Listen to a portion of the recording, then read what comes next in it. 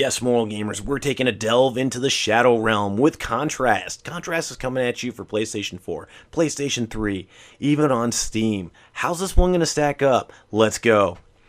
Contrast is about a little girl who can see into the Shadow Realm, or at least that's kind of the way they're playing it out. And so she can see what happens in shadows. And her best friend is a burlesque dressed shadow.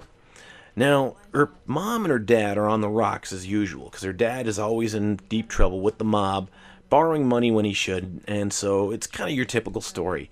Although the story, while I'd usually dismiss it in most games, this one is actually unraveling in a way where it makes you care about the characters. I mean, you know this little girl is having issues. It's not her fault that she's having issues in her family, and you kind of get to a point where you really feel for her, and that's the first thing off the bat that I will say this game really has going for it. Is it's got a story that really pulls you in, but now it's how they're telling the story is what actually is even more interesting. Because you are from the Shadow Realm, you can't see what's going on in real life. So you actually see the shadows interacting. And so if you watch shadows long enough, you'll overhear pieces of conversation and so forth that further unfurl what's going on. And I really like that. It's really a unique way of telling the story without dragging someone through just long cinemas and so forth. It's the mechanics, though, that are going to ultimately decide whether you play the game or not. You're either going to get bored of them or you're going to love it. And in this one, I'm loving the mechanics. Now, you do have the ability to move in 3D as usual, like most games. And that's only until you find a light source which produces a shadow. And then you can jump onto anything, any image, any surface where a shadow could be cast. So whether it's a wall, whether it's an object, whatever it is, so long as a shadow can be cast on it, you can jump into it. And so long as there's a light source to do so. But now this is where the puzzles get interesting too, because all the puzzles revolve around light sources.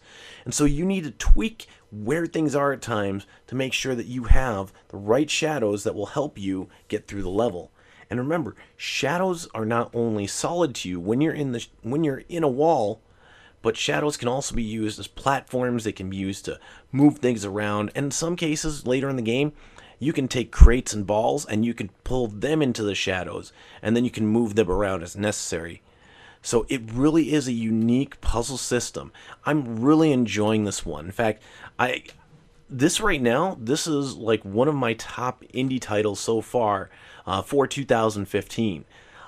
I'm looking forward to seeing it if any other titles I find can actually top this one. This is really good. And I know it was released within the last couple of years, so it's not a 2015 release, but I'm reviewing it in 2015, so hey, my bar is set pretty high now for any puzzle games that come out from here forth. So what do we have? We basically have a lot of puzzles. There's no real killings, no violence or anything. That's how it keeps its E rating. And so from a gamer standpoint, if you're ready for a different take on the puzzle genre, something that takes Portal and says, okay, we're going to try something a little different, then hey, this is definitely a good one to check out.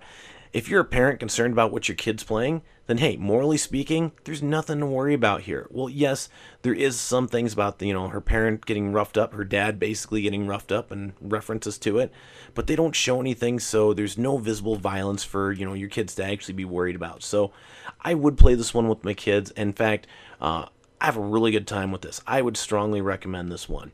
Hey though, Moral Gamer, moralgamer.com. Remember to like, subscribe, comment, and share. Don't forget to check out both the review channel and the gameplay channel in the links below. We hope to see you next time. Thanks for watching.